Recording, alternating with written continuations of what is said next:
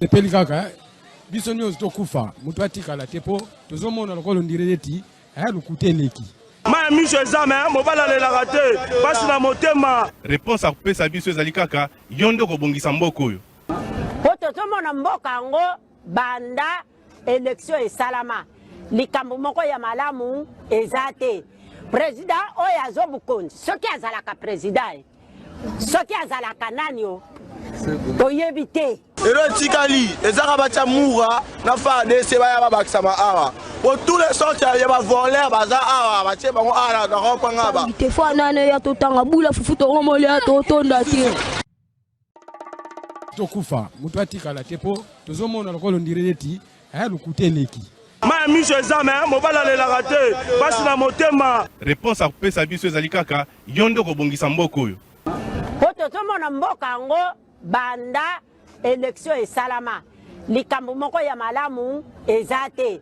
Président oyo azobukonzi soki azalaka président tokufa moto atikala te po tozomona lokolo ndireti aya lukuteleki ma miso ezame mobala lelaka te pasi na motema. Réponse à kopesa biso ezali kaka yondo kobongisa mboka oyo po tozomona mboka.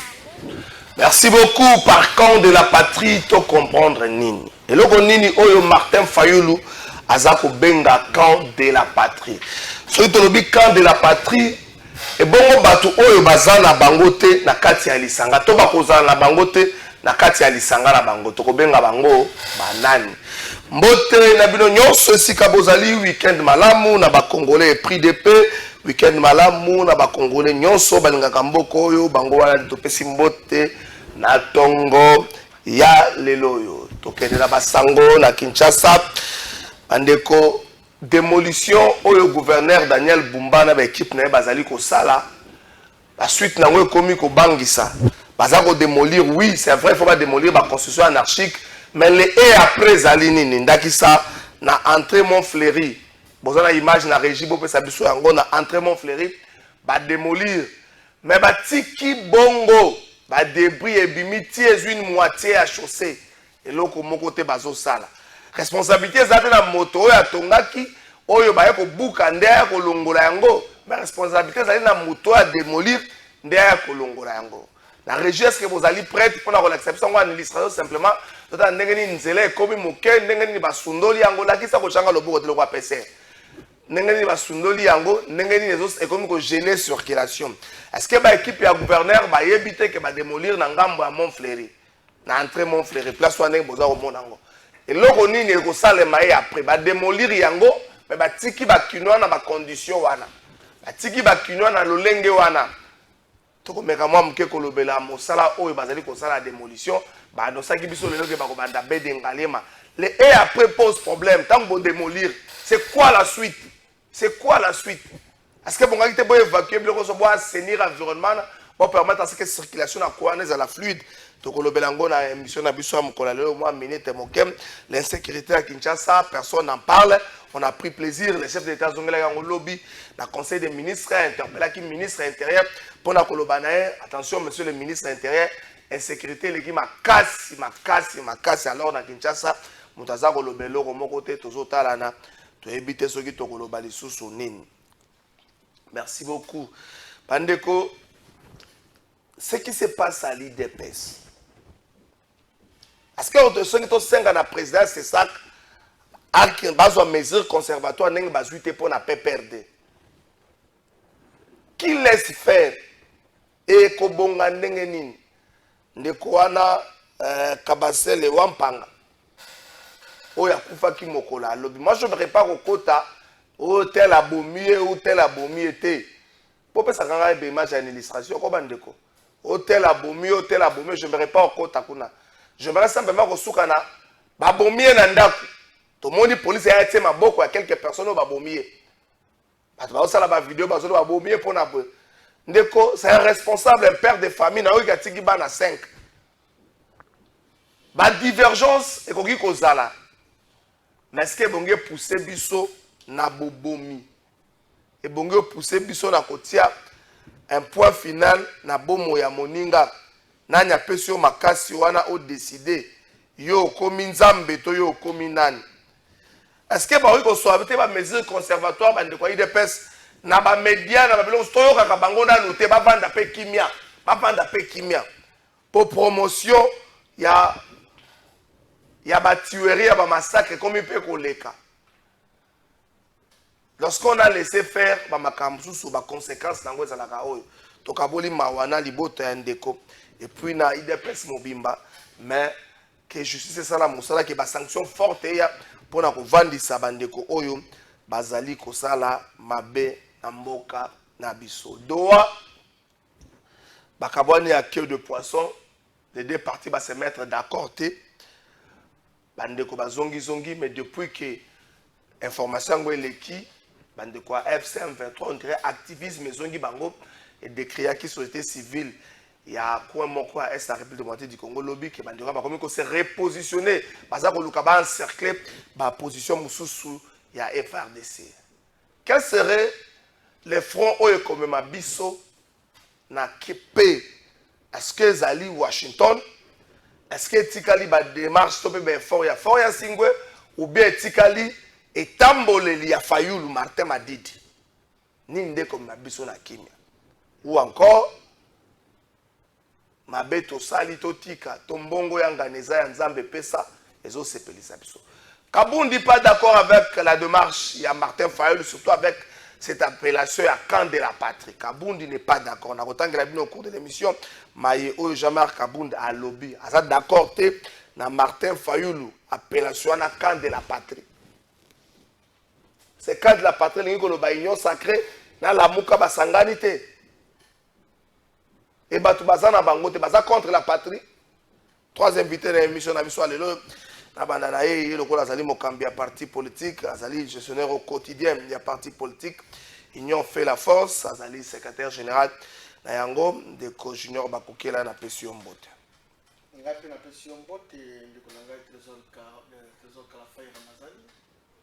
Merci pour l'opportunité, au PCBC encore le lot, pour tout ce qui se semaine.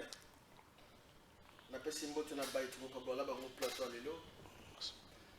Na pesi mbote na mokonzi ya mboka o azali patron ya famille politique de l'Union secrète de la nation le chef de l'État Félix Antoine Tshisekedi Tshilombo na pesi mbote na président national et initiateur ya parti Union fait la force donc makambo tout na lobby ya yokanité ça va président ya IFF l'honorable Constantin Bengele Kwetamu ko na pesi mbote ba cadre nyonso ya IFF ezali d'identité politique na biso Pambate, nous allons se préparer sérieusement pour que tous ayons une moisson très très abondante aux élections prochaines. Ceux qui vous allez en année, Pambate, Midongolomi, nous allons confisquer pour que l'élection soit à la tête. Comment vous confisquez déjà? M23. Vous pensez qu'avec une grande partie, entre le bain, il y a des rebelles, des étrangers, parce que tout le monde a se retrouver pour nous aller étrangers. Vous imaginez que ça va marcher dans ce sens-là? Donc, il faut tout réunifier, après tout penser sur les élections. Voilà un peu, beaucoup de choses à faire. Bon, merci de l'opportunité au PC. Je crois que les Congolais vont constater. Trésor Kalafay. Biso ban son nenge tozali awa toti bandako. Je crois que moto na moto. À moins que to banga nzambe. Atigi malo tiliki na ndako na ye. Parce qu'il y a un travail de titan, c'est-à-dire sur le terrain. Il y a un travail laborieux entre le maître de maître Fabrice Seloussine, le DG Asnel, Oyo, à se déployer dans tous les sens. N'a pas collaborateur, notamment le DDK, ou peut pas être mon qui va contrat, qui va contrat dans la ville province de Kinshasa pour n'a quoi saigner réseau dans DKN. Direction régionale de la distribution à Kinshasa Nord, mais également projet Jikawana Oyo, signé une coopération japonaise. Ils ont signé un contrat avec le gouvernement congolais pour que rénover le réseau à Moamba.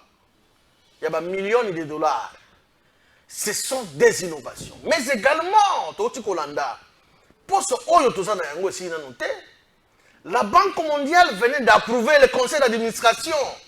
Bon, tu peux approuver dans hauteur à 1 milliard, plus de $1 milliard. Pour que Bassa la misala ya projet à Inga 3. Nous avons un projet, nous avons un programme, nous avons un problème, il y a déficit. énergétique. Mais il va falloir tout produire. Nous allons produire bouquet. Moi, quand Angola produit 6000 MW. Biso, tout ça, moins de 2000 MW. Toko Kabo la Congolais Negeni. Nayango, premier zala qui a fidélité, et zala rappelé à fidélité, premier zali les Kamo Kambi, parce que c'est l'actionnaire unique.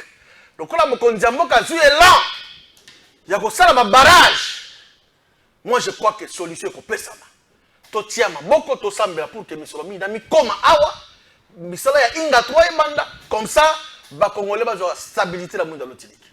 Merci beaucoup, Maître Junior. Ça va bien 1 milliard 500 millions. 1 milliard 500 millions, on va payer ça. Bah, si va approuver déjà la conseil. 1 milliard 500 millions. Oui, justement. Il faut déjà, merci beaucoup. Ce que ça m'a sonné, ça bongo, il faut déjà bon, on a un signe. Tout ça, on a bilembo. Pour ça, on a appelé ça bon, on a appelé ça conseil. Bon, on a la banque mondiale, on a bilembo. Bah, institution, la routine n'a tout mal à mon côté. Attends, on va évaluer, on va faire ça qui et ça l'inégané.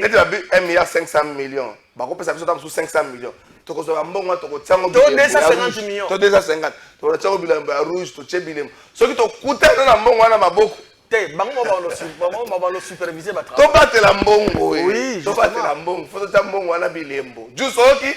Tu as un marqueur rouge et belé. Tu as un bon mois, tu as acheté 10 billets, tu as acheté 50 billets, tu as un bilembo. Et puis ce qui te coûte un bon mois, on a beaucoup. Pour le programme de développement 145 territoires.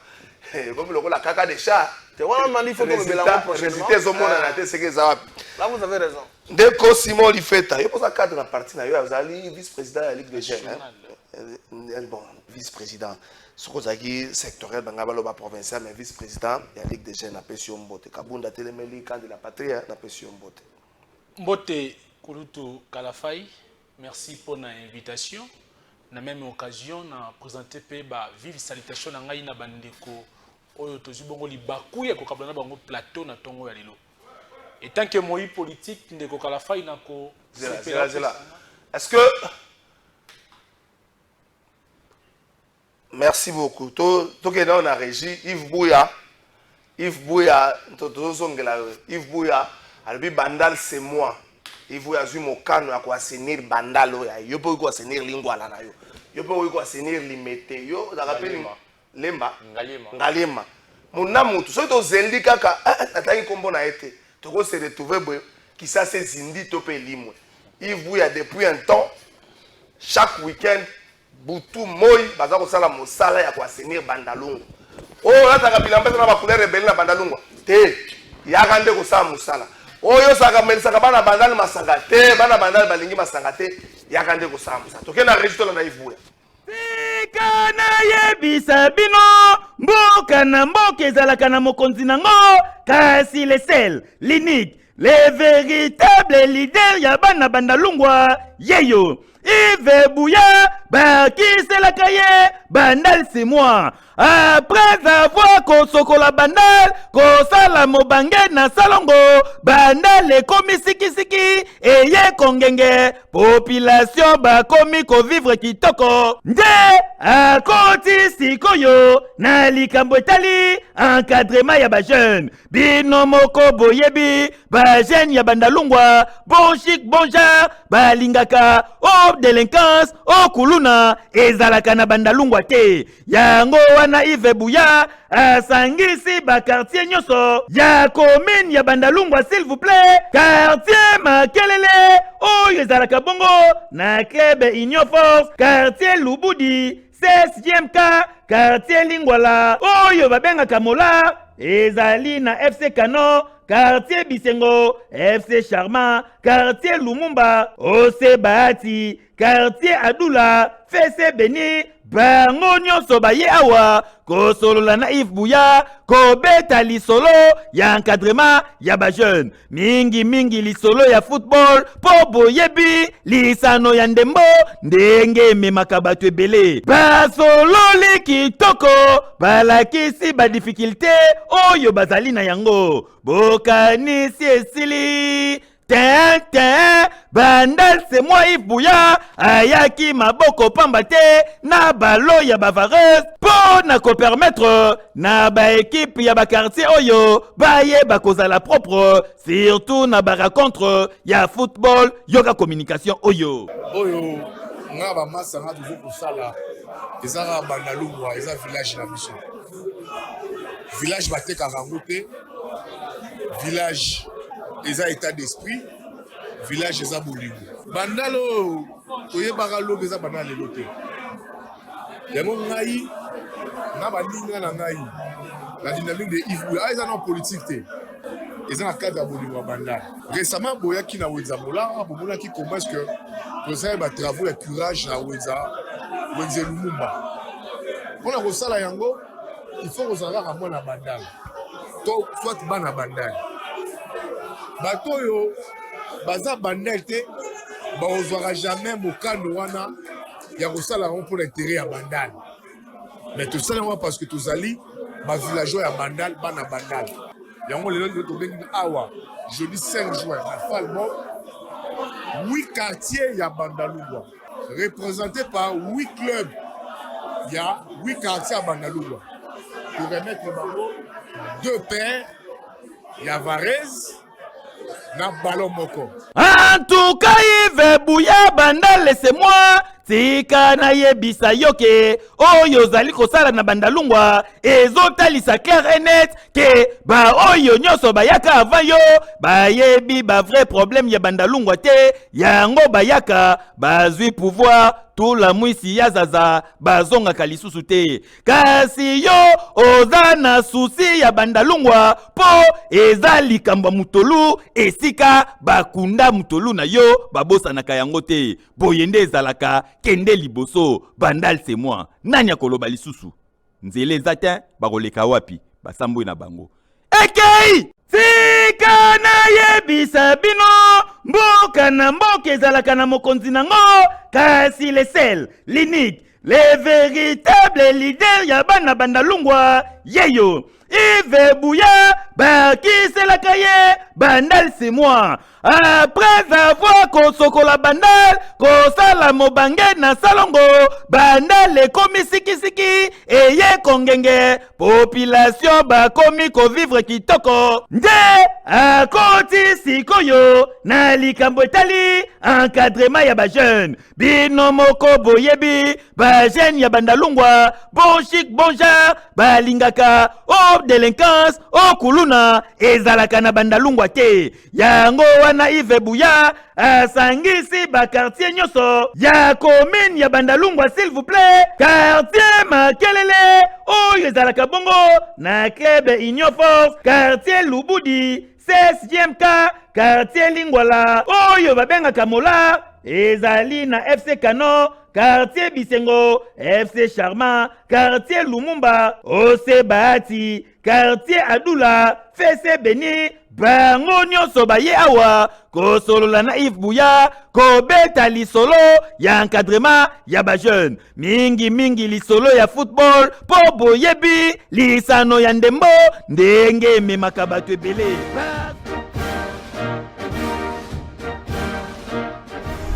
Congolaises, Congolais, très chers compatriotes, l'heure est grave, elle est très grave. Nous vivons sans doute les heures les plus sombres de notre histoire. La balkanisation de notre pays que l'on redoute depuis 1960 n'est plus une menace lointaine. Elle est en marche, à grands pas. Nous devons l'arrêter. Et pour cela, je m'adresse solennellement à 3 compatriotes, Corneille Nangaa, Joseph Kabila et Félix Tshisekedi. Monsieur Nangaa, je vous en conjure, cessez d'être complices des massacres de nos frères et sœurs. Cessez de livrer notre sol, nos vies et nos ressources aux forces étrangères. Le sang congolais ne peut plus couler avec votre complicité. Aucune ambition ne vaut le prix de la souffrance de tout un peuple. Monsieur Kabila, aucune raison, même stratégique, ne saurait justifier une collaboration avec ceux qui déchirent notre pays. Le chemin vers la rédemption de nos erreurs passées, c'est le dialogue, pas la compétition. Je vous exhorte de quitter Goma, cette ville martyre, aujourd'hui occupée avec la complicité des forces ennemies. L'histoire ne pardonne pas les trahisons, encore moins celles faites à la patrie.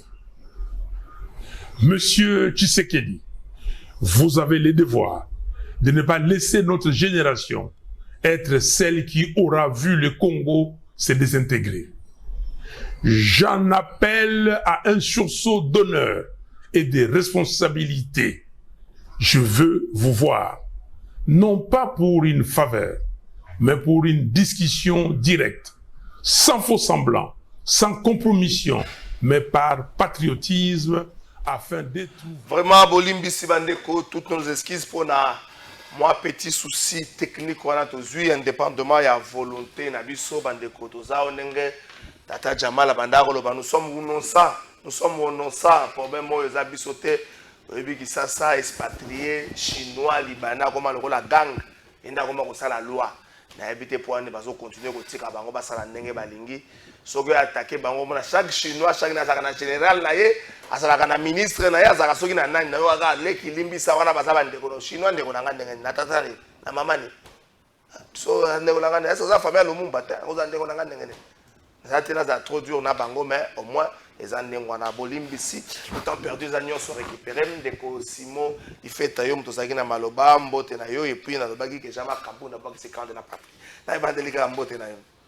Merci Mbote Kulutu Kalafai na bandaki pe ko pesa ba salutation na bandeko na ngautu juli bakuya ko kabola plateau na tongo ya lelo. Comme vous le savez nazali bongo moyi politique. Avant tout, il faut d'abord présenter la civilité na futur président de la République. Là, je vois honorable Jean-Marc Akaboun, l'homme politique congolais crédible plus que les autres. La PCM Mbote en direct de Kingabo Sika Oye Azwami. Ndeko Kulutu Kalafai na ko se plaît pas sanga mo ntango muke na lobe la situation oyo bandeko na ngai bazwami na commune ya Maluku bali ko traverser. 10 secondes. À titre de rappel, commune ya Maluku ezalaki na arrêt moko ezalaki lokola terminus na bango babengi na kombo ya arrêt Polino mituka tu ebanda ko centre ville terminus na ezalaki bongo arrêt Polino. Mais au moment où nous vous parlons arrêt wana nzela ya kokoma ezalaka lisusu te mituka ekoma kotika la plus de 2 ou 3 km pour que atteindre to ekoma na arrêt de biso wana population Maluku bali ko souffrir na esika o mituka banda pe ko suka bongo na arrêt babengi zone 6. Au moment où nous vous parlons et si on a commis à Kobeba à tel point mituka eza kokokalsus kokomate. C'est quoi la cause? Baka niveau oyo Belge ya tongaka pona ko permettre quand même ba mai ou soit ba mai ya mbula ezala bon canaliser baka niveau na tout ezali bouché. Mais le constat est que c'est lui qui gère la commune. Là je vois le bourgmestre de la commune à ba service naé bazali na incapacité ya ko tirer ne serait-ce que baka niveau wana. Ils allaient couper sa bicho passe et ceux qui totiki situation de mairie de la sorte Maluku eko zalabongo ya ko limwa na carte géographique ya ville ya Kinshasa na liko interpeller ba kondi ya gouvernement central ba kondi ya gouvernement provincial ba fongola miso na maison communale ya Maluku ba tala ba cambio ba liko kamba bongo engumba wana topé parti wana o ezwami na kati ya ville province ya Kinshasa parce que ba quartier loko la zone 4 ezali bongo ya kozinda mabele komi komela yango ba quartier ba zone loko la zone D zone 4 ezali bongo ya kozinda mabele ezali komela bato ba vivre kuna ba komi ko vivre na C ya 0 ba konzi ba tele masinote Maluku ekolimwa. Merci beaucoup Ndeko Kilosho pepe Mbote na Lombango Moïse Katumbi ndia komi ko se sengana isambe kazana États-Unis zo se sengana comme un espérant. Tambola, la pression Mbote. Mbote Kulutu Trésor Kalafai, Mbote na Kulutu Junior que j'ai beaucoup d'estime et de la considération.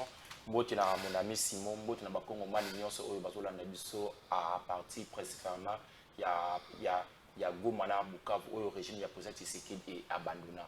En fait, Ndeko Trésor Kalafai, la population ya Grand Kassai bazolela. Bazolela pourquoi? Parce que le président Tshisekedi a promis qu'il va relancer Miba. Relance ya Miba, ils ont coûté 70 millions de dollars. À la place, il y a relance, il y a Miba, régime qui sait qu'il va préférer en Abango, va organiser fête, il y a francophonie. Plus de 300 millions de dollars et ça va qu'il dépenser pour la Bissengo, pour la fête. Au lieu et place, va relancer Miba. Parce qu'aujourd'hui, l'économie, à niveau, il y a Grand Kassai, ils ont bloqué. Parce que l'économie, il y a Grand Kassai, et qu'on a la booster via relance, il y a Miba, toujours Senga. Na maman, la première ministre, Madame Judith. Toujours Senga, na tata Mokonzi, Félix Eke Chilombo, Bota la Kaya, Bandeko na biso ya Kassai. Bazo souffrir. Relance ya Miba et Koya ko booster l'économie, il y a Grand Kassai.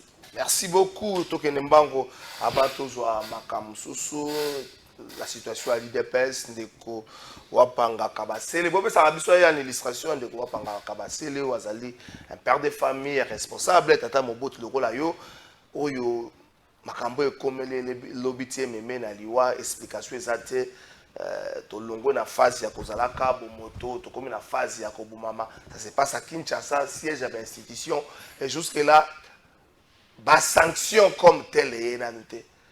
Attention, vous avez une partie X ou Y, c'est vrai, moi je ne veux pas contre la partie X ou Y, mais qu'on rassure la population que non, Mboka ko battre la bino c'est comme un problème. Maître Junior Bako, est-ce qu'il dépasse tout ça na Christian Bosemba ça la ngonga sali pe perdre na Kabila? Non, de votre trésor, ce n'est pas le cas avec partout on a pas beaucoup de temps comme on. Mais néanmoins, ici il y a un problème au sein de l'UDPS. Et que Bissonion sont comme acteurs politiques, tout ça qu'on déplorer ce qui se passe à l'UDPS. Suite, il y a un groupe de gens. Oh, bah, il va pouvoir à Makassi. Talanenge bon, il va te comme que bungi satata libota. Oh, ya bungi si bon, il n'a qu'à kaboya kei. C'est parce qu'il y a un groupe de gens. Oh, Bazali n'a ni titre ni qualité à Kolobela comme voyez l'UDPS. Bazali qu'on s'entêter, bah comme qu'on ça la même bah déplacement dans ma province, la comme voyez l'UDPS. Comme les alliés partis démocratiques, nous devons tolérer. Mais tolérance, ça peut être commis au-delà. Moi, j'ai eu le temps de fouiller le journal officiel. La personne qui a la légitimité qui peut parler au nom de l'UDPS, c'est Augustin Kabouya. Ce qui est dans le journal officiel. Ce qui est la documentation actuellement en vigueur. C'est Augustin Kabouya qui est répondant. C'est lui qui peut parler au nom de l'UDPS. Va changer de statut. Le statut est le même. Mais poste président Aïs à la bataille. Non, ça c'est écoutez s'il vous plaît. Je ne suis pas de l'UDPS, je ne maîtrise pas les statuts de l'UDPS. Mais néanmoins, le président de la République, lorsqu'il est devenu, il a été élu président de la République, il a commis président et Congolais donc il fallait avoir congé d'un parti politique. D'où, après si il a confiance, parce qu'il m'appelle sa responsabilité dans mon sur tout. Moto a confiance, oyo lelo, mbula ebeta et kita mabele maté kita ko changer c'est Augustin Kabouya. Kabouya tel que vous le voyez là. Atabo lié Mobiba Mokili to Kabelo Mokili trahir le peuple, il ne le fera pas. Parce qu'il est né, grandi au sein de l'UDPS. Le problème se pose à ce niveau. Alors, le problème est des ordres dans le groupe Bongo Yabato. Bazali pour créer des ordres dans la carte UDPS. Je cite nommément des Kodeo Bizibi. Qu'on se le dise. A comme qu'on s'est déplacé, qu'on est dans ma province, qu'on le monde de l'UDPS. Il n'a pas mandat, il n'a pas qualité d'agir, de parler au nom de l'UDPS. Il est temps. Bas service, il y a sécurité. Justice, bah benga n'indéco na bah kebisaï. Parce que azali ko troubler ordre public. Tana ba moyen n'indéco. Et Kofi a kei a perdre yango parce que bouela ni. Soso wela oza la katala mo ndabo les autres. Na ko bisao pour la citer par rapport à ce sujet là. Lobby n'indéco moko pour ne pas citer son nom. Emmanuel Tibambe. A autant qu'il y a émission quelque part à la canal presse. To benga ni na téléphone. A MC lobby non mon cher. Nous avons remonté vers le candidat Ifassi. Quand on est bien dans le boulevard, on a côté de là où je frère. Na telemi juste au l'équipe au Solomon Mouké na de la Tibambe. Je vis na mona qui na bled na ya noir. Azoya na mona Tibambe yeyo. Pendant mona quelques 6 personnes m'a entouré. Yé ngapela ko identifier bato pour na yiba ngote. Yé le quoi zali mona eu de pèse. Na mona Tibambe le kinga vitesse bazo mama banga. Qu'est-ce qui se passe? Na yeko benga ye. Qu'est-ce qui se passe mon cher? Ezali ba combattant bah comme il faut pourchasser biso même dans quatre centre-ville. Bah combattre il y a côté B, côté A de visible. Qu'on se le dise. Même si Bamba comme une insécurité, c'est pas normal. Les risques. Quelques heures après Toyoka, Liwa est continué à Katiandako. S'il vous plaît. Nous avons 50 Mokondia Boka avec beaucoup d'humilité chef de l'État. Beta le beaucoup na mesa ndeko deo bizibu atika ba mantela to sala. Merci beaucoup. Ndeko Simon le fait à Otsape moi Liloba les Kamboyo. Est-ce qu'on ne devrait pas neutraliser les deux camps au même moment que Kabouya quitte ses postes, que Deo Bizibu arrête aussi? Bah ça structure moko une nouvelle énergie pour que et remettre un peu des choses au clair na rail nango parce que na liu ezokende junior bango la salle de révélation Emmanuel Tibamboya mais ça na ko beta la dernière fois beta na Sosimat donc soit beta ke ngazamba la mi balé mais ça na ko beta la Sosimat kutu to la na rendez-vous ma beta mi mose quoi.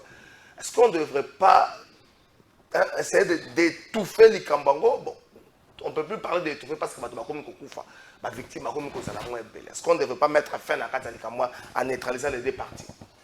Merci de conclure tout cas la faille. Tozali ko lobela likambo ezali bongo ya mort d'homme. Ba ça rabiso illustration de quoi koufi. Mais na moi sens ya humanisme parce que muto aki ezali bongo père de famille atiki moi si na bana. Donc ezali bongo passe na motema. D'abord d'entrée de jeu j'aimerais beaucoup plus na présenter d'abord ba sincère condoléances na ngai na famille ya Moué ya papa na biso ou atiki biso c'est un combattant d'élite il y a UDPS ya formation de l'ancienne formation politique il y a président na ngai honorable Jean-Marc Kabunda Kabunda. Mais koyoka kulutu na ngai kozwa maloba je pense que na ba propos na ye azalaki comme étant juge parce que na yoki na li même yanyo c'est comme si ali beaucoup plus ko attribuer mort wana na ka ya Deo Bizubu jusqu'à ce jour moi où j'estime qu'Azali vraiment un représentant valable et la formation politique IDPS. Parce qu'à titre de rappel, j'ai d'ailleurs aimé votre sagacité tant que Talissi na Kulutu na Ngaiko, Alukaye Bakenakati a formation politique IDPS, fonction président AI et Zanakate. Ezali rappelle ya Moukio Sali Nandeko. Par là, na ligne na mekepé ko relater histoire. C'est après le départ, ou soit il congé à président Félix à la tête de l'IDPS, tant que Mokonza Ekolo, de mon ancien président ou patron secrétaire général du parti politique IDPS ayant reçu mandat spécial, il y a chef de l'État Félix Tshisekedi pour qu'il assume son intérim à la tête du parti, d'apporter qu'il est choix sur Kabouya pour qu'il soit secrétaire général à remplacer la fonction Yazalaki. Et depuis le départ, il y a le président Kaboun de l'IDPS. Et ça a une décision mon côté nommé qui Kabouya comme président AI à UDPS.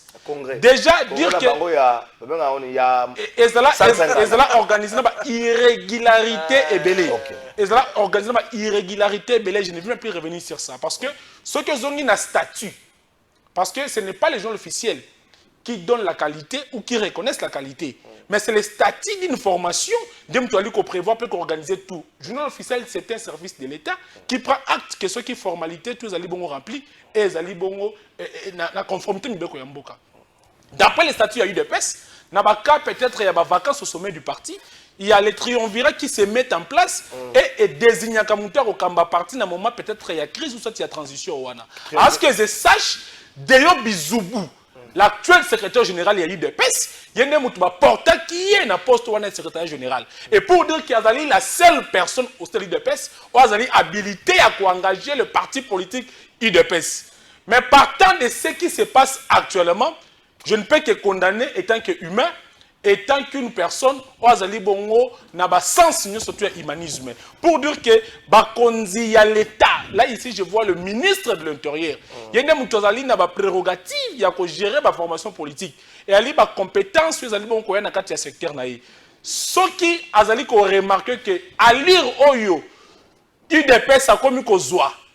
Pourquoi ne pas prendre mesure, ne fût-ce qu'il y a suspension pendant un temps, afin que qu'il n'y a autre raison dans la formation politique. C'est la seule formation politique jusqu'à ce jour, jusqu'à preuve du contraire. Il faut regorger un nombre de gens qui ont détenu des machettes, armes blanches, s'il vous plaît, il y en a plusieurs. Naropé Sayo Kamoko précis prend actuellement la moto qui est dans la 10e rue résidentielle. Kotana, vous allez trouver, il y a des armes blanches. Et les gens là sont identifiés comme étant membres de l'IDPS. Ce n'est plus un secret. Ceux qui ont un point chaud presque, un coin à ville, au comment on a bilingue, on a un drapeau, on a une force du progrès, mais l'IDPS est à côté. Ceux qui l'IDPS, qui contre la démarche, on a contre le comportement, et tant que formation politique légale dans le Nabiso, il fallait qu'il y ait dénoncé le comportement par l'autorité habilité. C'est pour dire qu'il y a caution. Et Partant de tout ce qui se passe dans l'IDPS, nous avons occasionné la mort. C'est comme si nous avons vivre dans M23, format Kinshasa, dans Kin.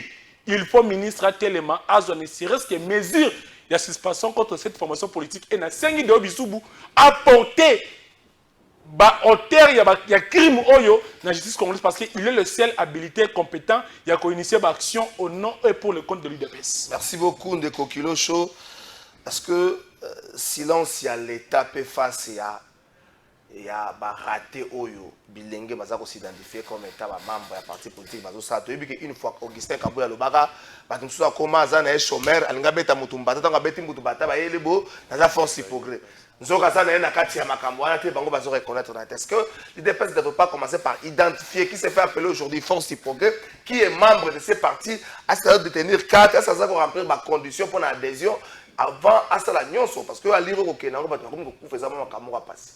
En fait, lorsque Nazaki informé que Kouloutou Kabasele a Koufi après avoir été abattu par être guillemets membre supposé il y a IDPS.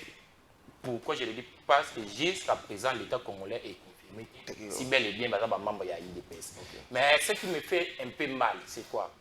Combat il y a 13 parlementaires. Et ça les lots j'étais en pâture.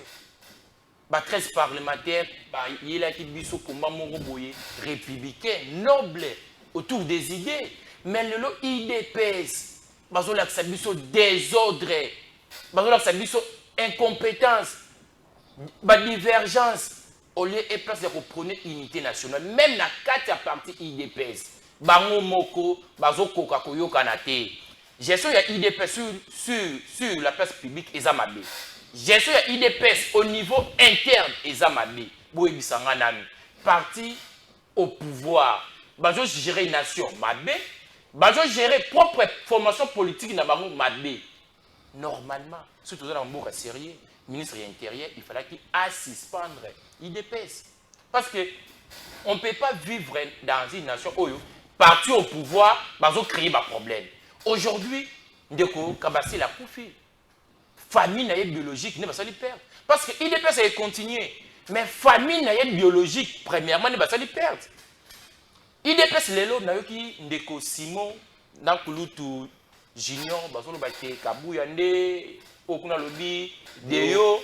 Mais ce que moi je peux dire est que na IDPS statut à président a Isalarate. Ndeko Simon Azolo Bate président Tshisekedi appelle ça qui mandat spécial.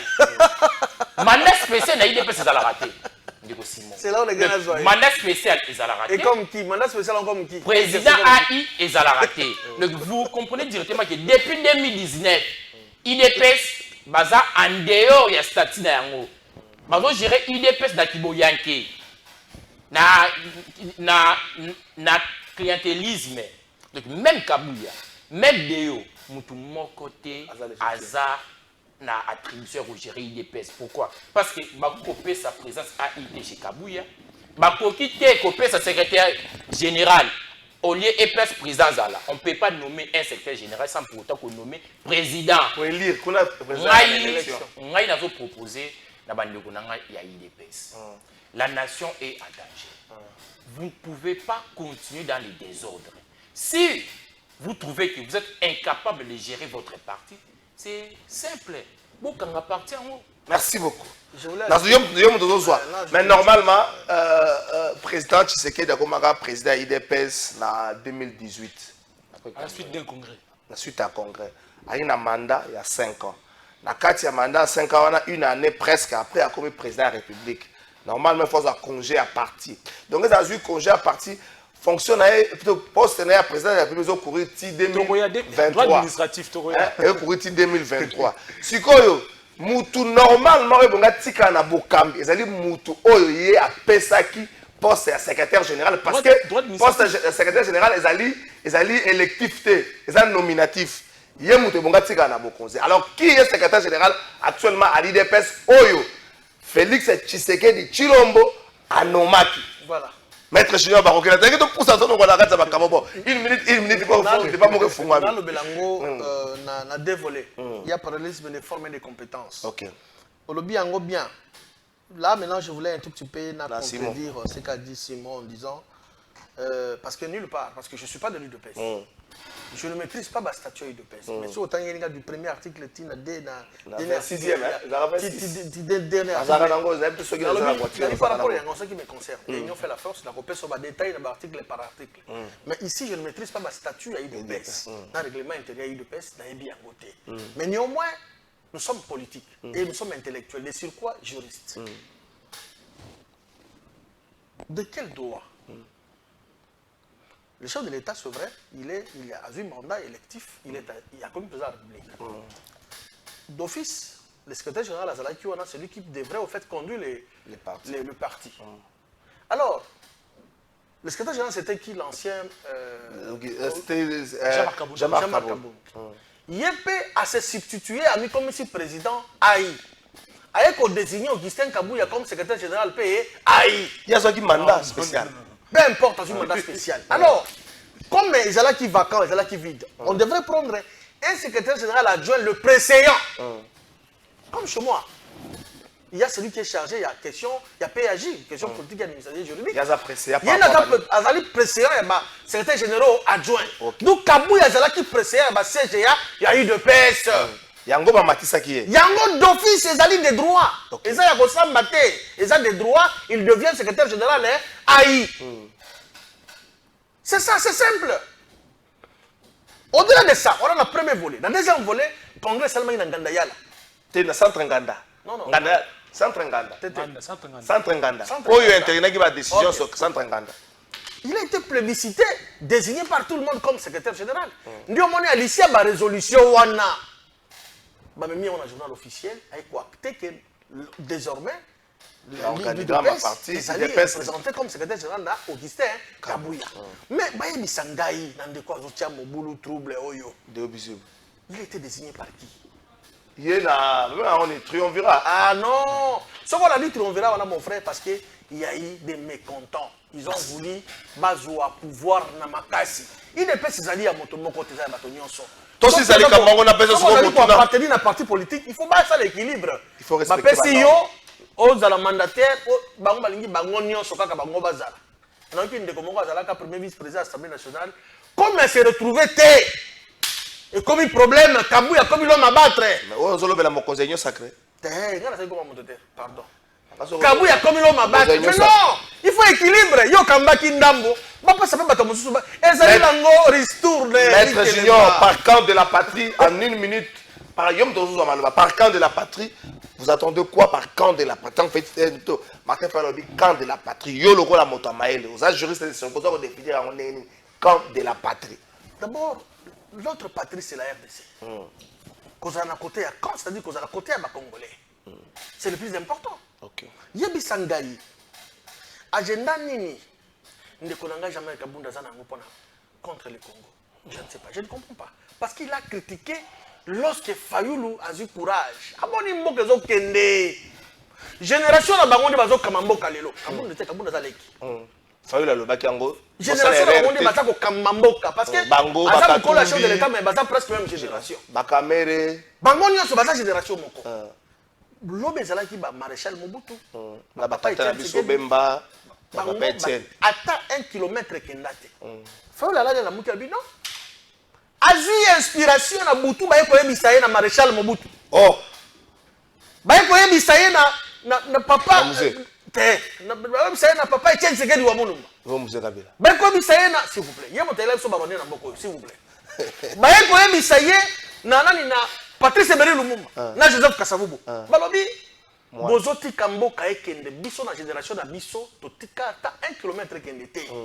Fayulu la muki alobi non je dois respecter nos pères fondateurs. Tikana ça la déclaration d'Abenga. Puis il a cité nommément, intuito personnel. Il a dit tel. Yoko la responsable dans le tel. Yoko. Fayulu s'est félicité. C'est à la question vraiment un esprit patriotisme. On a défini camp de la patrie. Alors, il est temps. Ce qui nous a la divergence tabiso, c'est Iyo, Toboïté. Totia, on a nos panzi. Total d'abord le Congo. Tshisekedi a côté la présence éternelle dans Mboka Oyote, c'est côté. Il partira un jour. Mais toi récupérer dans le Congo, tout le Congo sera bon moko. Fayulu c'est à féliciter. Bon bazoboya likanisa Fayulu. Bango total bango côté ya ba M23. Merci beaucoup maître Junior. Bonjour de votre trésor maître ya UDPS parti na bango eza démocrate té désordre na parti présidentiel tala nanu incompétence na bango moko nanu alors mboka bako koka jamais etikali deza balongwa to tia Moïse Katumbi to set kikuni za ndeko di kondungu depuis Kintsuka par camp de la patrie ozonga la makambo UDPS oza définir ango ndenge nini est-ce que toye na définition moko erronée à makambo ou encore tout ça que ça makambo na taille na biso ce qui biso ça va on est d'accord ce qui biso ça ne va pas to qualifier batouana na banguna ya république Simon Lifeta ozonga la IDPS mamoke. Merci de conclure tout la faille. J'aimerais vraiment l'immisanga mouké parce que raisonnement dans un plateau comme celui-ci et obéissera quand même à moi logique moko boy. Kulutu nanga junior alobi na ye bakambe kito commun na zako condamné du fait que azali vraiment na maîtrise té non seulement le fonctionnement IDPS mais aussi à statut à IDPS. Nulle part dans aucune formation politique il est prévu un poste il y a président à IESARATE. Toujours à ce que je sache, il est réservé poste il y a président au besoin président adjoint ou soit vice-président, secrétaire général ainsi de suite. En droit administratif, lorsqu'un poste est vacant, la personne qui assume les fonctions ou soit carrément le poste peut toutefois, si c'est prévu, confier mandat ou soit désigner intérimaire pendant un laps de temps et ce dernier fera rapport à celui qui lui avait confié le mandat dans un bref délai. C'est ce qui s'est passé, c'était le cas de l'UDPS. Ceux qui koulout n'angaï Kalafa, qui est enseignant, n'angaï nommé comme recteur à l'université, il y a Kinshasa parce qu'il y a maïele à Kosakanate. Oh, toi, tu peux démontrer, c'est vraiment ça les droits purs, les droits purs, les droits administratifs. Non, on l'a dit comme ça, c'est droit administratif. On l'a dit, Ndeko Kabound a comme président à l'intérim. À la suite d'un mandat spécial, Moutou a fait ça qui a un mandat à 5 ans à la tête du parti. On démontre au noir sur blanc. Et on le dit très bien, je pense que c'est secrétaire général et c'est la nominatif et non électif. Pour dire que c'est lui qui a été désigné comme président, c'est lui qui est ce dernier qui peut nommer. Et régime et nomination, on laisse le pouvoir discrétionnaire et le président à porter les choix sur la personne dont on a inspirer confiance. C'est ça le critère ABCDR. Mais il y a une question posée à camp de la patrie. Par camp de la patrie, vous comprendre. C'est au président Martin Fayulu, nouveau allié ou soit partenaire, il y a Sika. Il y a moi Félix, c'est le mot bateau, bon, avec adhérer bon à la union sacrée. C'est à lui de nous donner, s'il vous plaît, c'est adhérer à la union sacrée. C'est à lui de nous donner les éléments ou carrément les critères pour définir ce qu'on doit entendre par les camps de la patrie.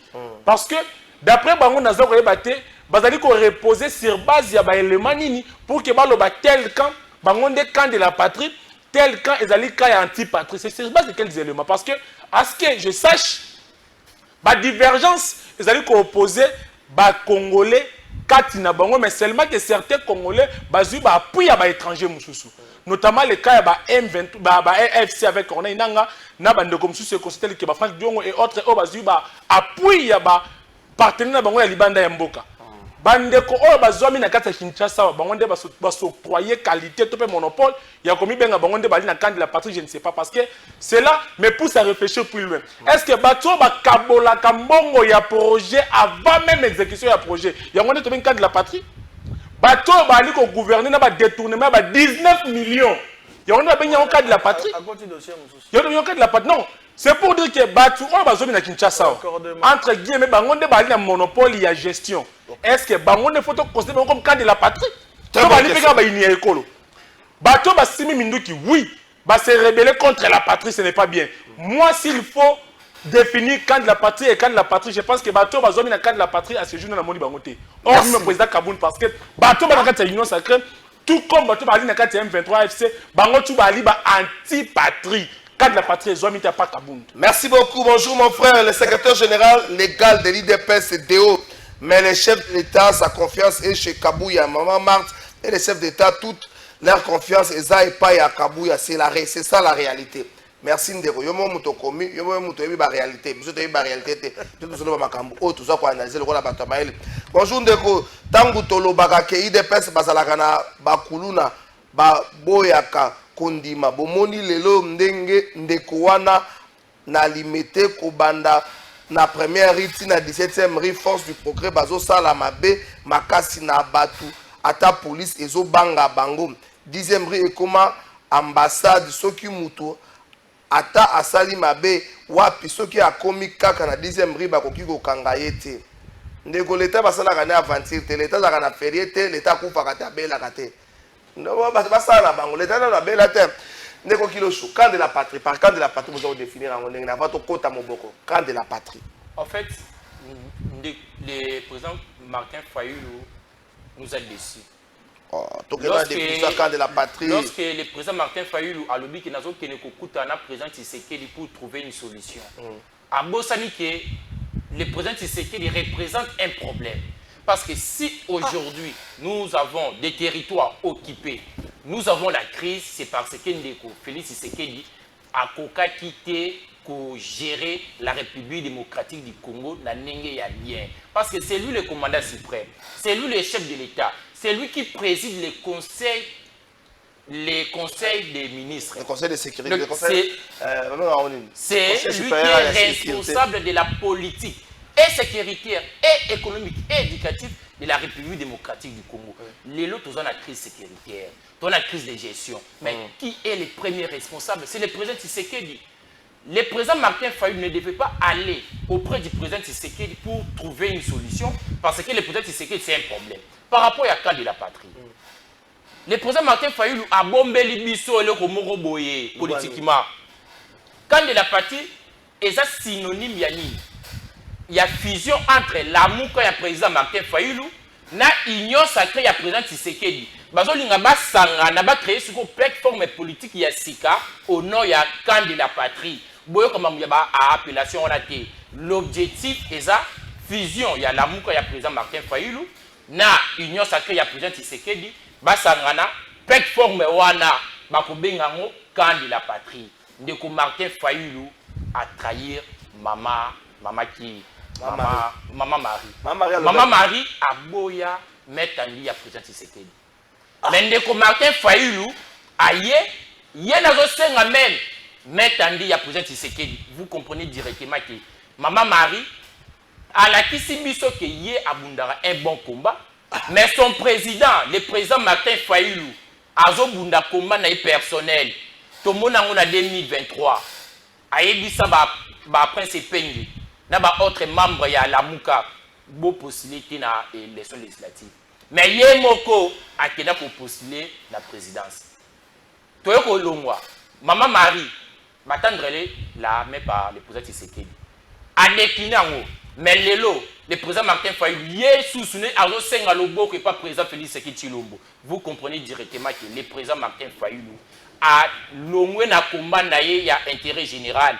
À côté na combat ya union sacrée, raison pour laquelle Bazo Lingaba créé une autre plateforme et fusionner et la mouka du président Martin Fayulu et union sacrée ya président Tshisekedi pour créer gouvernement ya union nationale Oyo selon ma rumeur le président a décidé à votre premier ministre. Merci. Ah, c'est bon moko basal nanzambe moko ya ba comédie bazo ma mikolo zo simba ngai ma bena sali. Bango bazo bakisaka tika yango so nzemo ba politicien congolais bakomi koyemba ngo ekoza bien te bakamba ville pesa bazo yemba ma maître Junior Bakokela, maître Simon Lifeta ndeko Kilosho na lisolo na bango. Qu'est-ce que Fayulu peut amener ou qu'est-ce que Fayulu a ramené sur la table? Parce que Doha est simbité.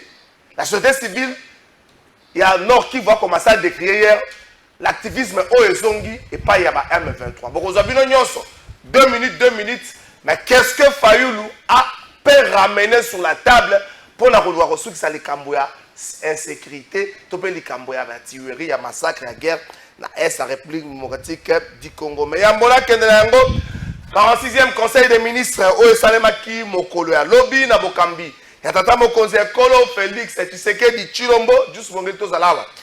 Mwanamboka, Doudou Fwamba, Likunde, Livotaï, Amemaki Bongo, 4 projets de loi de rectification, Oesali Bongo, à soumettre yango bongo na conseil des ministres pour un examen et puis approbation. Toke na ngamba régie to kamaye Les ministres de Finances a soumis au Conseil pour examen et approbation 4 projets de loi de ratification. Le premier portant autorisation de la ratification de l'accord de prêt numéro 78/03 du 28 mai 2025 conclu entre notre pays et l'Association internationale de développement au titre du projet de résilience contre les inondations urbaines pour un montant de 200 millions de dollars. 2. Projet de loi autorisant la ratification de l'accord de crédit 78/01 et 78 du 28 mai 2025 conclu entre la RDC et l'Association internationale de développement au titre du premier appui budgétaire sur la gouvernance, la transparence et la résilience économique de la RDC pour un montant de 600 millions de dollars américains. Projet de loi de ratification de l'accord de crédit 7816ZR et de l'accord de crédit 6815 du 4 juin 2025 conclu entre la République démocratique du Congo et l'Association internationale des développements au titre de financement du projet de développement INGA 3 de l'approche programme à phase multiple pour un montant de 250 millions de dollars américains.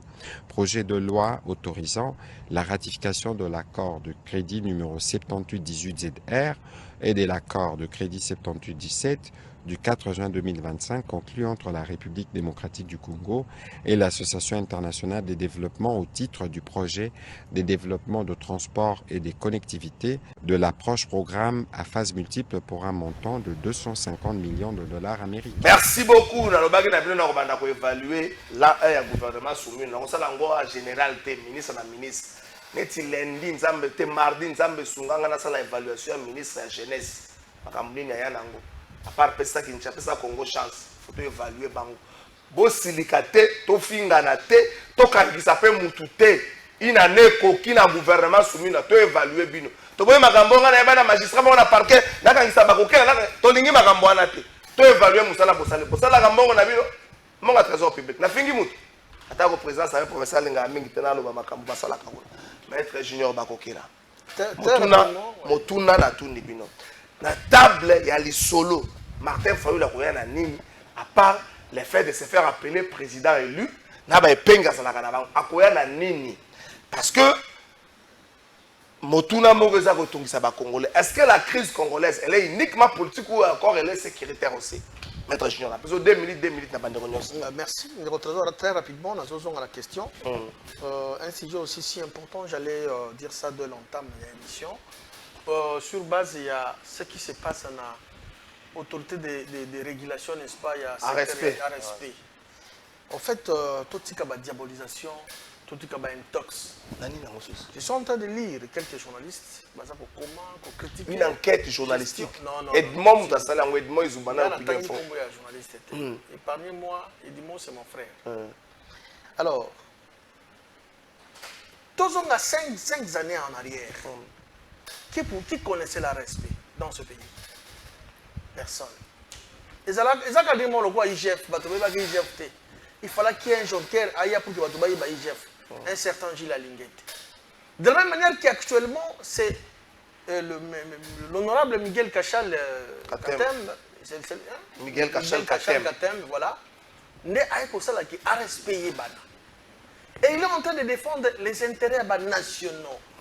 À réguler le secteur Wana, Motonio sur ça la Kamalamu, pour défendre le bilan en chef de l'État positivement, il faut comme objet à attaque. Objet à moquerie, c'est faux. Il n'y a pas de passeport. Oh non, il était à l'aéroport, il a été débarqué, c'est faux. Mais je vous informe qu'il y a eu une mission officielle où on a participé au Canada. Les vendredis passés, la presse qui a révélé cette information continue à dire. C'est une presse sérieuse, c'est une éthique news. Nous continuer à lobaka. À Botola qui est passeport, l'aéroport à Chili. À lui à ça la communication. Moi je peux contredire. Je peux sa vidéo. S'il te plaît. À respect aujourd'hui, parce qu'il y a une touche, nouvelle touche, et un message sérieux. Parce qu'il y a un travail laborieux, il faut qu'on encourage et surtout qu'il est jeune. Bateau a la volonté pour accompagner le chef de l'État. On va travailler. Toti kako décourager bango na ba propos moko ya lokuta ko créer là où il y a pas un problème à respect Kimi Ezali bonne collaboration entre comité de gestion n'a pas d'argent. Ils allaient très bien. Il n'y a pas à se dire, à s'inquiéter là-dessus, parce que nous sommes normal. Sous mandat, il y a mon avocat Miguel Kachal Katem. Tous les na parlement, tous ça commentaire, tous ça commentaire, tous ça cause la mana parlement, tous les na parlement, tous la proba, tous de yora qui be comme la salu pango siko somba qui on a eba kito. Kuna na batona wapi na eba kito donc makamba be loko muta 18 tout ça ka suba commentaire. OK. Alors Martin Fayulu amène quoi sur la table? Donc on a il faut qu'on ait loko moko. Fayulu, je l'ai suivi. D'abord, l'acte posé par Martin Fayulu, ça a été applaudi par tout le monde, à moins cause de la Congolais. Oh, ah oui. Comment ça? Non, je vous dis vrai. Tout le monde a bêti Maboko parce qu'on a intérêt à la Congolais. Ce qui Congo est athée, ne connaît jamais Kabound, à cause se prétendre dans la présidence de la République. Ce qui Congo est athée, Fayulu à cause de la présidence de la République. Ce Congo est athée, Constantin Benguel à cause de la présidence de la République. D'où, s'il y a le Congo, on a ça ambition d'aller dans la boue, lobby devenir dans la boue. C'est ça. D'où le mot que ça kende. Est-ce qu'on y est bien dans un bisabande de Kolanga bazali en face? Il y a des recettes qui sont portées à Goma, Bukavu, vous êtes en Rwanda. Bah y est bien go. Les loyaux ba recette on a commis pour échapper na compte à trésor à Mboka. C'est ici l'occasion de féliciter mon Mboka Doudou Famba. Le ministre, il y a finance. Oyo a stabilisé le cadre macroéconomique. Malgré ma sobresaut, Mboka est menacé, une partie de Mboka ba recette comme il y a Kende ba Rwandais, mais inflation stable. Stabilité à cadre macroéconomique. C'est tout Doudou Famba de Libotaï.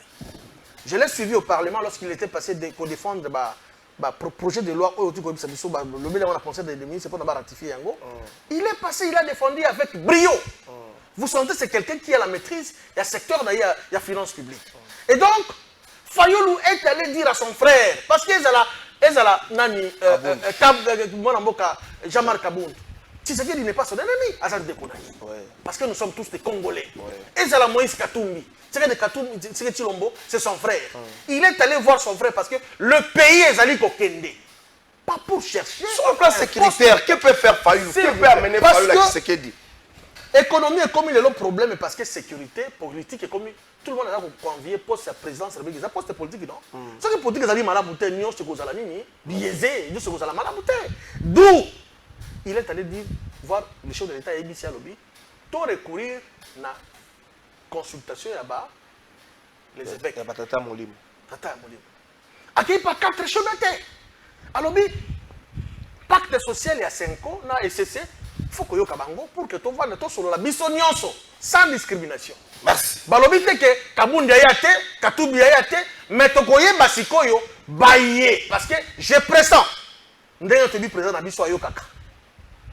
Akoyo akoyamba 5 ans na SCC et puis akosenga bango démarche na bino bokine na yango. Lorsqu'ils vont convoquer bato pour la table, bo ba linga Congo te bakoye bana bakoya te. Ezala ki raison ya dialogue te, ezali raison ya balkanisation ya mboka na biso. Merci beaucoup, Maître Junior Bakokela. Maître Simon Lifet Tandeko Kabali Jedeur Lobina Ebisanayo. Et Zapé retardé Bakokipe Kosala Makasi Bakoma Lokola opposition ya Martin Fayulu Awaye Akominaye patriote du pouvoir actuellement. C'est Martin Fayulu. Voilà un message Ndeko. Ndeko Simon Lifet. La situation elle est telle, la crise elle est telle uniquement politique ou encore sécuritaire. Si elle est aussi sécuritaire, que peut ramener Fayulu à la table de négociation? Parce que sur le plan sécuritaire, il y a ceux qui ont pris les armes contre la République. Ndeko Kalafai, merci beaucoup plus na thématique photo Manuel Mamutali, beaucoup plus d'abord situation socio-sécuritaire, il y a Mboka na biso. Maintenant, tu koyo kanali même yanyo so klutu na ngai junior, azala qui vraiment na difficulté ne serait-ce qu'à dégager car l'essentiel, il y a échange, il y a président Martin Fayulu na président Tshisekedi. Parce que na kolinga beaucoup plus de messages qui n'est pas dans sens il y a conseil à l'endroit du président Martin Fayulu. Président Martin, il y a encore du temps, il y a se repentir. Avant qu'il ne devienne trop tard, tant qu'on a la mêlée dans le gouvernement, il y a un projet avant même son exécution. Il y a une commission qui est Bemba. Tala ndenge ba komisi bongo ba mpaka o to banaki bongo ko kanisa ki banaki incarner sagesse. To boy c'est le cas avec vous. Ndeko Martin Fayulu na propos na yé o ressentir dose ya contradiction na kati. À quel point? Aya lobby, toye ko zanakati ya camp de la patrie. En d'autres termes, de l'autre côté, il y a camp de l'antipatrie. Mais à lobby le sous aye koye bisana mona mboka Félix Tshisekedi à tenir compte il y a cahier de charge ya ba prélat catholique ba pasteur ya SCC. Or déjà mon évêque Fulani Abed ne sait choler. Asa ko bomba yango te. À lobby na ba démarche na bango, il est question à rapprocher bandeko bazomi na ngambu ya Goma, na bandeko bazana Kinshasa et tout le monde doit se mettre autour d'une table sur le plan interne, même na ba divergence aller sur le plan externe, c'est-à-dire na ba pays autour ko peut-être ba limite sur ba frontière nationale. Vous comprenez? Na démarche de bango c'est trop clair. Mais bandeko oyo ba déjà liboso ko ba non, nous sommes le bloc de la patrie, c'est pour lui qu'il faut exclure bandeko mususu. Or déjà démarche wana et qu'on favoriser le climat de paix, et qu'on compromettre la démarche la pacification de c'est dans cette optique que mon président, honorable Kabound, a dit d'accord avec ma propos. Il y a une approche, il y a quand de la patrie, quand il y a anti la patrie, et qu'on favorise. Et Ndeko Martin Fayulu, ce qui est réellement dans l'esprit, il y a que Félix Tshisekedi à tenir compte, il y a cahier de charge de prélat catholique et à tenir compte, il y a bandeko basimi minduki, basimi minduki te, na bango bato bali na pouvoir te ba comment se mettre autour d'une table, to réfléchir aux ali Congo, to tika ba sentiment, to ba intérêt personnel, to ya bango réfléchir de manière objective pour n'amboka na biso, c'est ça la meilleure des solutions. Mais nous sommes le cas de la patrie. Il a lâché, il n'y a pas 36 solutions. Il faut dialoguer. Il a lâché ça. C'est dans ce niveau que je relève la contradiction. Ce qui réellement n'est pas à mon Mboka Félix qu'il n'y a pas 36 solutions. Il faut dialoguer dans le format. Yabasango, c'est pour dire qu'il n'est nullement question, il y a qu'à mettre de côté un groupe de personnes, un cas de la patrie ou un cas de l'antipatrie. Il faut mettre ces histoires de côté. C'est là où nous sommes. C'est pourquoi Toaliko Senganandeko, Martin Fayulu, il est encore temps de se repentir. Azala melete na ivresse ya bandeko ya pouvoir. Ndeko ali très important li ko chute wana. Ali vraiment ko chute parce que bandeko ba s'octroyer monopole ya kozana amour ya mboka ke bandeko msusu ezali fausseté to erreur grave. Parce que bandeko oyo ba se lancer bon na pratique ya ko kabola ka mbongo ya projet avant que le projet ne soit exécuté. Ya ko yiba ka ba 19 millions. Il faut le prouver. Oyo ezala ki destiné na Fonareb ba kena na construction ya ba prison imaginaire. Est-ce que Bandeko Wande Bali modèle est considéré comme état de la patrie? Merci. Moi, je pense que c'est faux. Merci beaucoup, Simon Lifet. On attend l'appui de Jean-Marc Kabound. Créer un camp autoproclamé de la patrie, posé à un autre qualifié d'anti-patrie, constitue une erreur stratégique majeure. Une telle approche est incompatible avec la résolution pacifique du conflit que nous appelons de nos voeux par le biais du dialogue. Elle compromet sérieusement les maigres chances restantes de réconciliation entre les filles et les fils de la République démocratique du Congo et nuit à l'indispensable cohésion nationale. Nous lançons un appel pressant à l'organisation d'un dialogue sincère, inclusif et urgent avant qu'il ne soit trop tard. Notre peuple a besoin de paix, non de lutte d'intérêt ou de positionnement personnel. Signé Jean-Marc Kabound à Kabound. Merci beaucoup, Botangi Yango. Mon posé trop clair parce que na délégation qui est dans Mboka Félix. D'ailleurs, à titre de rappel, Nazali ami à frère Morazana, président Presse Pengi. Alors, le président Presse Pengi qui contre Kerre, il n'était pas d'accord avec le président Marfa. Mazala qui contraire à accompagner parce qu'il n'avait pas de choix. Pour dire que la position de Martin Fayulu, les alliés ont un intérêt personnel et non un intérêt de la République. Parce pour près, Bato va lui accompagner, d'accord dans la démarche. Merci beaucoup, Ndeko. Nous avons un message de Komora Lobiawa, Bino, Nabandeko Kilo, Chobozari, nous avons fallu la trahir aussi longtemps que vous avez eu à travailler aussi avec Félix Tshisekedi, la quinquennat passé, Bino, ensemble, Martin Moïse Kassoumbi a été reçu par Félix Tshisekedi, mais ok, qu'est-ce que Fayulu apporte sur le plan sécuritaire à table de négociation? En fait, le président Martin Fayulu a répondu à l'invitation et à la consultation du président Tshisekedi. Après avoir le conseiller spécial Eberande à consulter la première partie, deuxième partie, c'est lui-même le président Tshisekedi qui a consulté Martin Fayulu. Le président Martin Fayulu a saigné en public consultation. Pourquoi je l'ai dit? Parce qu'aujourd'hui, nous devons être sérieux avec nous-mêmes. Si on a ces problèmes ici, en République démocratique du Congo, La République est gérée par des institutions. Voilà ma cause proche, c'est bon, ma cause lointaine. La République est gérée par des institutions. Il y a une architecture de la nation, gérée par les responsables numéro 1, le président Tshisekedi. Si le pays a un problème, c'est parce que le président Tshisekedi n'a pas bien fait son travail. Le président Martin Fayulu a cru qu'on le baquet. Nous avons le président Tshisekedi pour trouver la solution. Et ça a une contradiction grave. Alors que le président Tshisekedi, c'est lui le problème. Bandeko. Si aujourd'hui, est-ce que Goma, Bukavu et d'autres territoires sont occupés, c'est parce que notre commandant suprême a failli à sa mission. Le président Tshisekedi a prêté serment 2 fois. En 2019, puis en 2024. Dans le serment, il est obligé de garantir la sécurité à la population congolaise. Il est obligé de garantir l'intégrité territoriale de la République. À contrepartie, nous, la population, te fout à Kimbongo. Il ne fait pas un travail gratuitement, il est payé pour ça. Mais travail, oh, il était censé de faire. Est-ce que à Salango Malam, le président Fayulu, peut-être d'accord, ce qui a été dit, c'est que Nako Keneko, sa président Tshisekedi, échec naïe. Peut nous proposer quelque plus de solutions. Comment on a un problème, mais on proposer plus de solutions entre guillemets, sans pour autant ça y est, responsabilité naïe. Parce qu'aujourd'hui, la crise que la République démocratique du Congo traverse, c'est parce que le président Tshisekedi a passé outre que sa propre responsabilité. Le lot Maman Marie a commis le quoi icône il a décidé Maman Marie a refusé mettre en dit à président Tshisekedi, mais Martin Fayulu a mis mettre en dit à président Tshisekedi. Et pour finir, ça fait plus d'une année que le gouvernement Judith est là. Ce que nous constatons, c'est quoi? Il y a une dégradation significative du pouvoir d'achat de la population congolaise et une majoration ou amélioration significative du pouvoir d'achat des autorités de l'Union sacrée. Merci. Le régime Tshisekedi gère par une injustice sociale en outrance.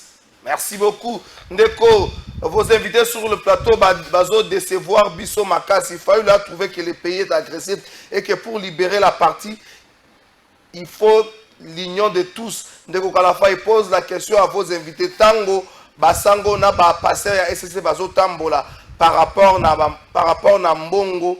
Il y a des déplacements na bango oyo alobaki tozwa ki mbongo epa ya Kagame oyo ça c'est vraiment un débat du caniveau ya mbongo ya déplacement ya basango tomatisa débat ya Congo liboso soki tozo tika la bongo tozo continuer ko bebisa yango le débat est vraiment du caniveau ya mbongo ya déplacement ya basango to que lorsque Moïse Katumbi atamonaka moko atanga Kagame ou Rwanda comme pays agresseur, vous pensez que nous pouvons prendre des gens comme ça au sérieux? Ici, nous parlons de la nation, il faut nous amener les sentiments, il ne faut pas nous amener les sentiments des affaires du pays. Moïse Katumbi a déjà eu à condamner les Rwandais comme agresseurs. Ça, c'est un faux débat, des débats de caniveau. Tout le monde sur la place publique. C'est pas ça qu'il faut. Bonjour papa, na linginaye bandenge nini bazo changer passeport au la bonne indeko ya annuaire moko ezawana. Le ministère des Affaires étrangères nous a pas payé pour faire le travail à sa place. Bazaka responsable. Bonjour de votre trésor. Dis à ton invité Martin Fayulu azo salango pour na mboka et non pour na ba intérêt na yé. S'il vous plaît, c'est Shadrach 15 a depuis Lemba. C'est ça. Merci Ndeko Shadrach.